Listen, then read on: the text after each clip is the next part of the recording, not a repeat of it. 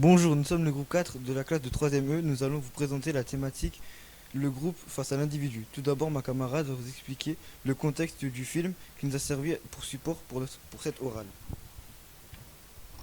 L'ami retrouvé. Au début du film, on peut voir des images, mais on ne sait pas ce qu'elles représentent. Et après, on peut apercevoir dépendu sur cette même image des bruits de cordes comparés à la corde d'une balançoire, avec une petite fille qui s'amuse. Des aboiements de chiens sortent un homme de ses pensées dont nous ne connaissons rien, mis à part quelques souvenirs représentés en noir et blanc. Représenté en noir et blanc, de lui plus jeune, avec un ami ou un professeur. Henri était juif. Quand il était jeune, dû à sa religion et à la montée de l'antisémitisme, il a subi du harcèlement. Ses parents l'ont donc envoyé loin de l'Allemagne pour éviter que cela continue. Je vais vous présenter les personnages importants du film. En premier, je vais vous présenter Hans.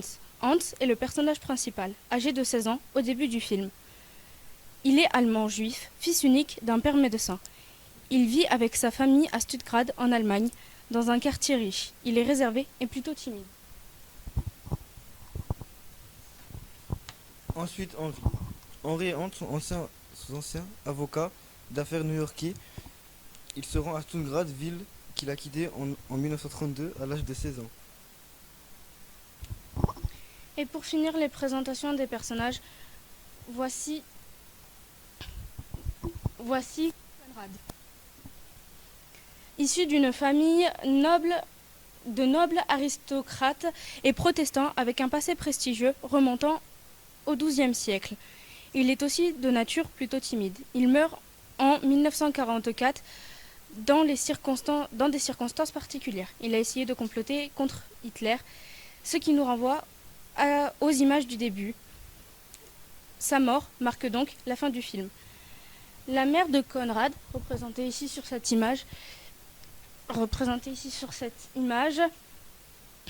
descend de la famille de royale de Pologne. Je vais passer le micro à mon camarade à côté de moi pour le contexte historique.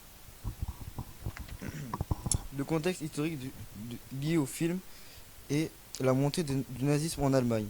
Dans les années 30, car Hitler avait tenté en 1923 un coup à Munich. Arrêté, il sera jugé et emprisonné.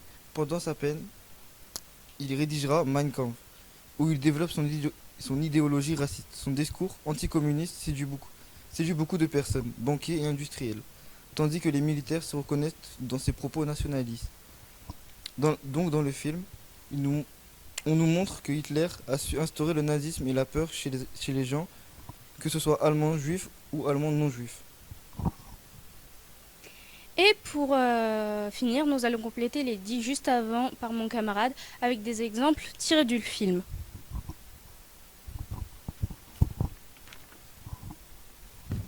Ils font de la propagande devant les établissements scolaires pendant les heures de cours pour influencer les jeunes, car pour eux, les jeunes sont l'avenir du nazisme. Dans la partie de la cousine Gertrude, on peut voir un défilé de jeunesse hitlérienne. Il y a un passage dans la terrasse d'un restaurant où l'on peut voir un militaire nazi devenir violent envers un juif en lui disant que sa race ne mérite pas d'être ici, en le poussant et le jetant devant tout le monde. Les drapeaux nazis deviennent de plus en plus présents. Il y a même un salut obligatoire au début des cours.